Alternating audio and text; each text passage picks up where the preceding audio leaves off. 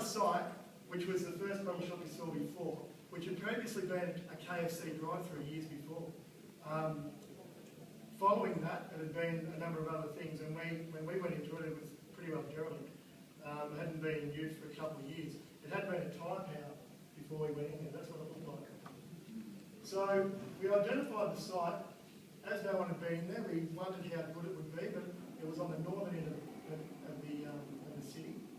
We had some concerns that it wasn't in the centre of town, but with the research we had and with the access that we had to the people from the Oasis gave us their figures on what their little drive-through had been doing, we used that as a worst-case scenario, and we decided to have a crack at it. So we opened the store in December 2006. Duncan's was a natural progression. We, that was the store. Duncan's was a natural progression due to the fact that with the Oasis, as it closed down, the manager was looking for a job. So that suited me down to the ground. We grabbed him.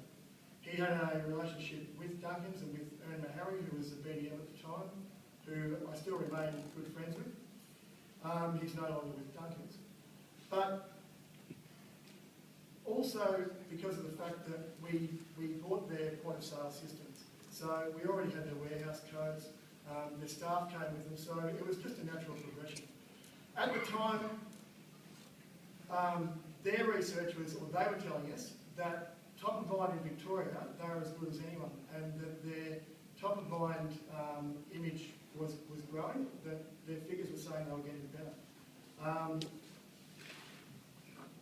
That's us, as Duncan's, just as we opened.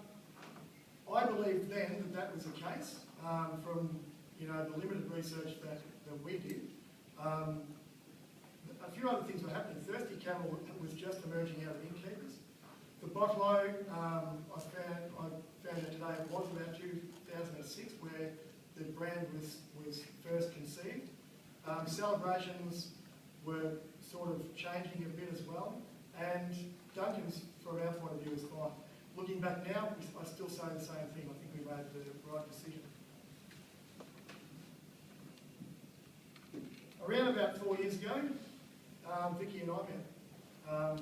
Vic had her own business. She had a hairdressing salon in Ryan. She has 3 kids of her own, most of whom have grown up. There's another photo of the shop before and after. And around about 2 years ago, we took the step of moving in together. We moved the tribe in together. We were married last year. That's us. And that's how we became the Brady Bunch.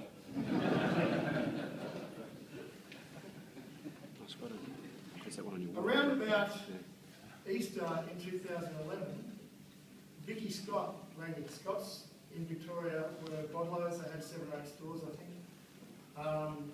They were closing them down or selling them on for various reasons of their own. So she rang me up, and they were our main independent opposition in the town. Vicky rang me up and asked if we were interested in purchasing their store for a fairly reasonable price. They had somebody else interested in the store who they didn't want to sell it to. Maybe might have some idea of that. And there was a fair bit of history there. We looked at it not just on the basis of expansion for expansion's sake, but because we really thought we should insulate our business. The position of their store is the best corner in town. It's opposite the KFC now. It's opposite where the Oasis was, which is now Aldi stores. There is a BWS across the road. We took that into account. But we thought it was a good move to take it on. And it had been run down a bit. They'd probably lost a bit of interest in a lot of things. They had a lot on. So we decided to take it on and rebrand it Duncan's, which we did. We also took on their staff and management, their manager, Tony Denham, Tassie, we call him. He's still our manager, he's a great fellow. And being Duncan's, we did everything that we'd done at the other store. The other store, from its first conception, went, from the first time it opened, it went really well. The turnover was consistent, the turnover was good, and it was consistent.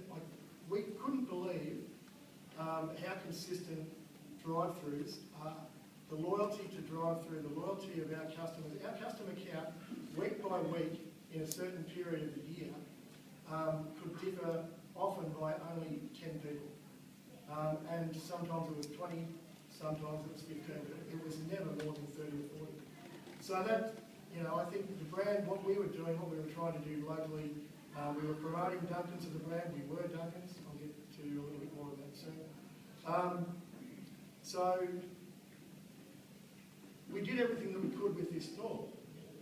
We still found within about 18 months that it wasn't enough. The turnover we did build, but we didn't build it to anywhere near the turnover of what our other shop was. Our original store is about a third of the size of this one. And obviously, as I said, it's drive-through.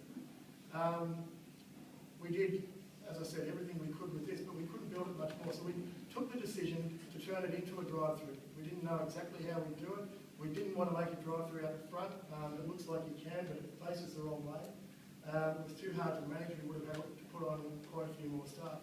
So we decided to knock a hole in the end wall, the south wall, which is around the corner behind that church, so that people could drive straight through the shop. We were hoping we didn't have any dramas much with the council, as it turned out we didn't.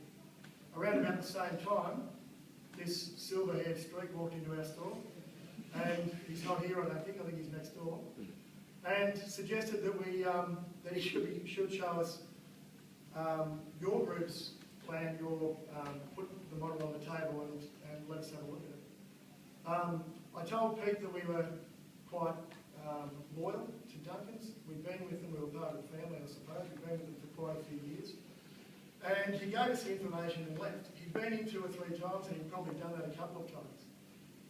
Be it naive or be it the fact that we're time poor, I didn't have a good look at it. I didn't file it away either, but I hadn't had a good look at it. Anyway, the next phone call I got was from Pete Smith again, saying that these 2 characters from Melbourne were heading north and to Mildura, and they wanted to call in and see us, Paul Everard and Johnny Rodriguez. So, and could we give them an hour at a time, which we were happy to do. When they turned up, it became very clear to us quite quickly that they weren't going to Mildura at all. They came to see us, and that was fine, and they presented to us.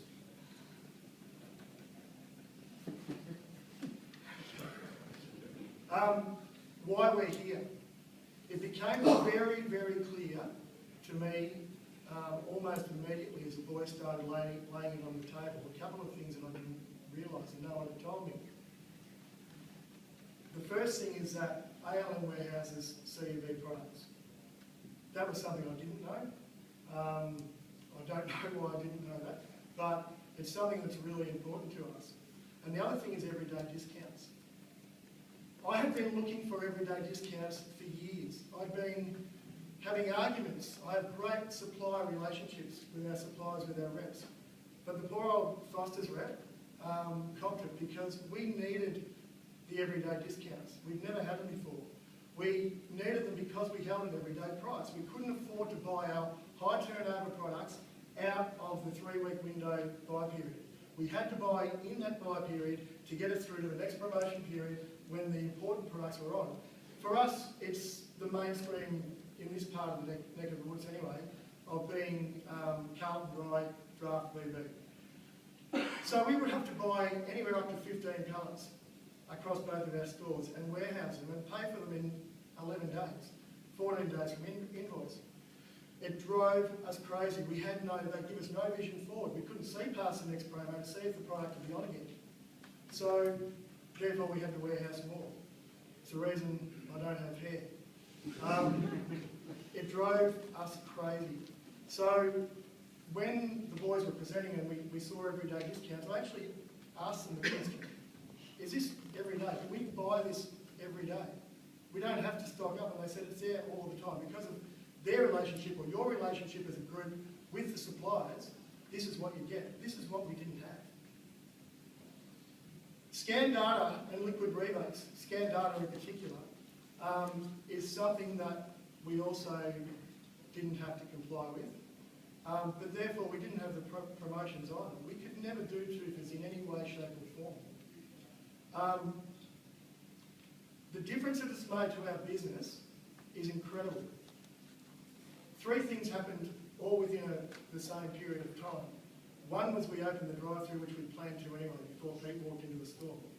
The second was that we branded our stores Bodlo, which I'm sure has made a huge difference in itself. And the third was that we can finally give TUFAs exactly the same or better than the supermarkets.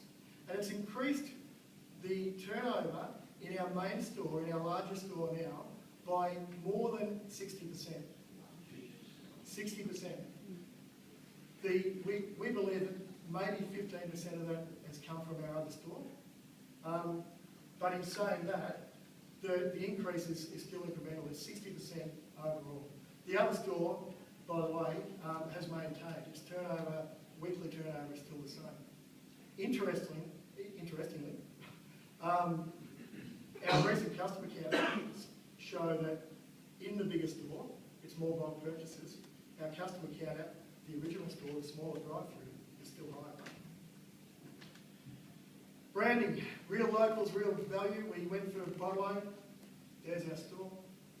Because we believe in locals, we believe in community. We support and sponsor 10 footy clubs around us.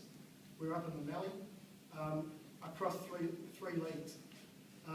So we believe in locals, we believe in giving back to the community, but we also believe that if they identify us as locals as doing that, we believe in the investment, that we get it back.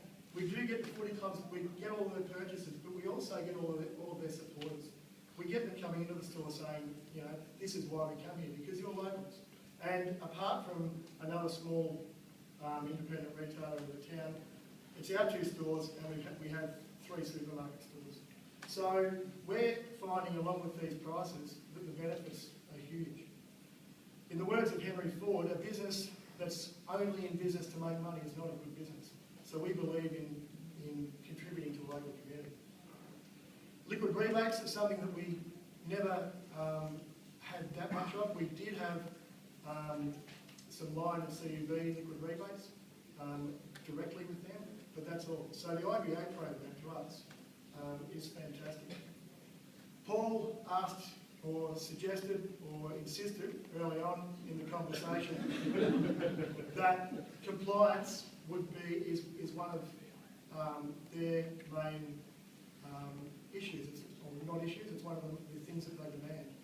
And we said, no problem. We're happy to comply. We always complied anyway. The promotions that Duncan's did have, we ran every one of them. We believe in compliance. We believe in the things that Fergus said yesterday, that without compliance, compliance helps all of us. And if he's willing to, or not willing to let people get away with non-compliance, while we're still taking money out of the pot, then that's fine by me. Looking at Bosch's figures before, the number of stores that they've debranded and dropped off, for obvious reasons, they're not going to do it for nothing. You look at these blokes, they're good people. They're doing it for our benefit. We believe in the compliance and branding. We sang Duncan's from the roof. We painted our stores, as you saw, bannered them up as Duncan's, but nobody else much did. Joe's Liquor Store in another town was Joe's Liquor Store with Joe's Specials and a little Duncan sign. Doesn't work for us. It was no good. I believe that the dilution of Duncan's, what's happening to them perhaps now, is a direct result of them not embracing scan data 2 or 3 years ago. It seems obvious to me what the suppliers are going to do. It was told to us yesterday how the suppliers are starting to think and why they're investing more in ALM as a company, because we're doing the right thing. We want to be on that wagon. That's us. The other thing Paul said is that we are retailers. We want to be the best. Well, we're retailers. We want to be the best. That's why we're happy to be part of this group. Where we were before, we saw them as being more wholesale focused. That doesn't work for us. We're retailers. To us, it's about the brand. It's about building the brand. It's about building compliance. So, as you've heard, I'm not going to preach to the converted, but the people who come into our store get the same experience at your store or your store. That's what it's